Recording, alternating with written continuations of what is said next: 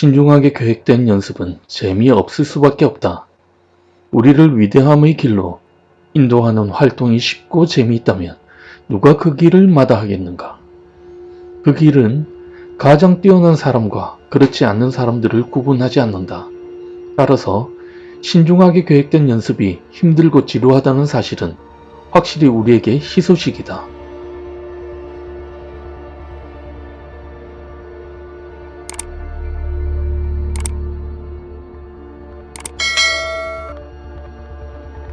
생각이 불을 부른다. 앤드류 카네기는 첫 출근지가 면직물 공장에서 실을 감는 주급 $1 20센트짜리 단순직이었다. 그는 부자가 되는 꿈을 한시도 잊지 않고 열정적으로 꿈꾸었다. 그리고 그는 독서광이었다. 그는 책을 통해 RMVD, Realization Vivid Dream, 뜻으로 꿈꾸면 이루어진다, 상상하면 이루어진다 라는 공식을 알게 되었다. 그는 소망 달성을 위한 6가지 원칙으로 성공을 쌓았다. 앤드류 카네기의 부 멘토링. 1. 원하는 돈의 액수를 명확하게 정한다. 2. 그들을 얻기 위해 무엇을 할 것인지 결정한다.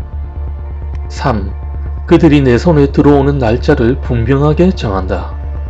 4. 그들을 벌기 위한 상세한 계획을 세우고 즉시 행동에 들어간다. 5. 위 4가지 원칙을 종이에 적는다. 6. 종이에 적은 것을 매일 2차례 아침에 일어났을 때 밤에 잠들기 전에 큰 소리로 읽는다. 열정이 있는 사람들의 말은 설득력이 크다.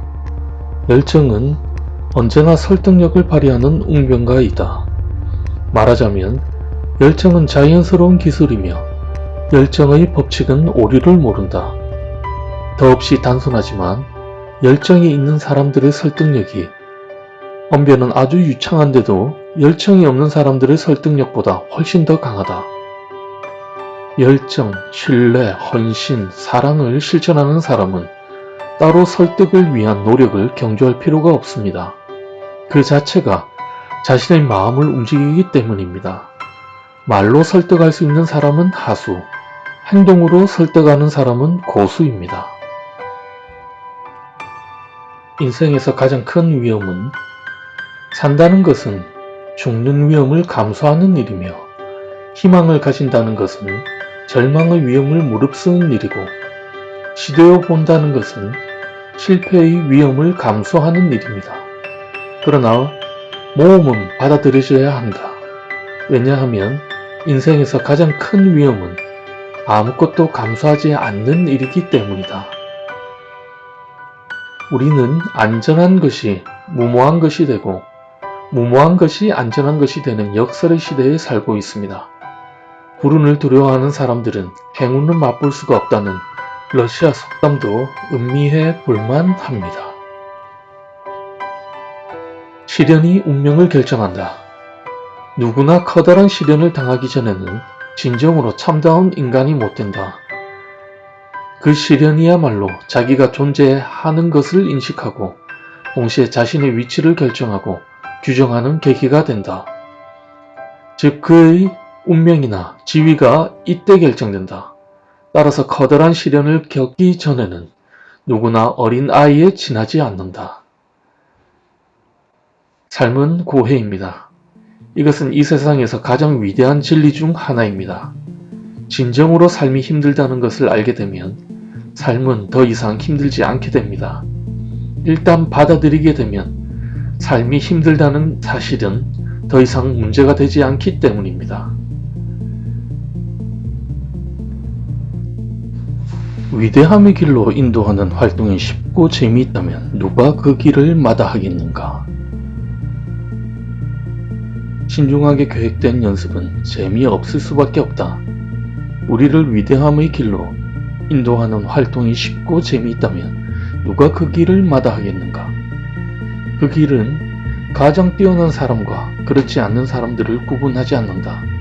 따라서 신중하게 계획된 연습이 힘들고 지루하다는 사실은 확실히 우리에게 희소식이다. 대부분의 사람들이 그런 연습을 하지 않는다는 의미이기 때문이다. 제프 콜비는 분야에 상관없이 신중하게 계획된 연습으로 1만 시간을 채워야 최고 수준에 도달할 수 있다고 강조합니다. 문제는 그것이 상당히 힘들고 재미없다는 점입니다. 따라서 신중하게 계획된 연습을 하겠다고 마음먹는 순간 그만큼 차별화된 존재가 될 수 있습니다. 꿈은 늘 고통을 수반하면서 이루어지는 것입니다. 그 속에서 발전을 이루게 될 것입니다. 처음 30초의 법칙.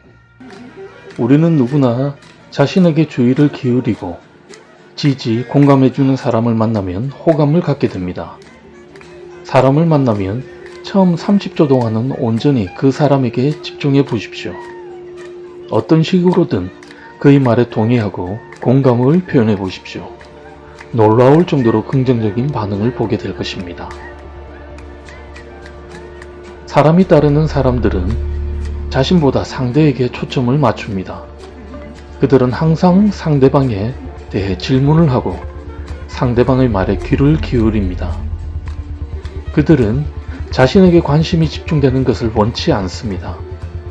매일 사람을 만나기 전에 잠시 틈을 내어 상대의 기분을 북돋워 줄 수 있는 말이 무엇인지 찾아보는 노력을 해보면 어떨까요? 우리 뇌는 목표지향적이다. 우리 뇌는 목표지향적이다. 뇌의 사령부 격인 전두엽에서 어떤 목표를 설정하면 신체의 나머지 부분은 거의 맹목적으로 이 목표를 추구하기 위한 노력을 한다. 도전이 크면 응전도 빨라지고 몰입도가 올라간다. 결과적으로 머리가 좋아진다. 계속되는 도전이 우리를 끝없이 성장시킨다고 도전이 없으면 뇌는 발전하기가 어렵다. 설정한 목표를 추구하기 위해서 우리 뇌는 그 목표에 가까워지면 쾌감이나 즐거움을 준다고 합니다. 그래서 구체적인 목표 설정이 중요한 것입니다. 그것만으로도 우리 뇌는 즐거움을 준비할 것입니다. 삶을 변화시킬 수 있는 4가지 방법. 첫째, 내게 도움이 되는 일을 좀 더 많이 하는 것. 둘째, 내 업무와 개인적인 삶에서 별 도움이 안 되는 일을 좀 더 적게 하는 것. 셋째, 내가 지금 하고 있지 않는 일을 시작하는 것. 넷째, 나는 어떤 것을 완전히 중단할 수도 있다. 삶에서 가장 가치 있는 자원인 시간. 그 시간을 경영하며 스스로에게 만족하지 못하는 경우가 많습니다. 그럴 때 도움이 되는 4가지 질문이 있습니다. 내가 더 해야 할 일은 무엇인가? 내가 덜 해야 할 일은 무엇인가? 내가 새로 시작해야 할 일은 무엇인가? 내가 그만두어야 할 일은 무엇인가? 단순하고 평범한 질문이지만 길들은 대개 그런 평범한 질문에서 나옵니다. 평범하지만 중요하고 본질적인 질문들입니다. 시간 경영에 만족스럽지 못할 때는 이 4가지 질문을 자신에게 던져보면 좋을 것 같습니다.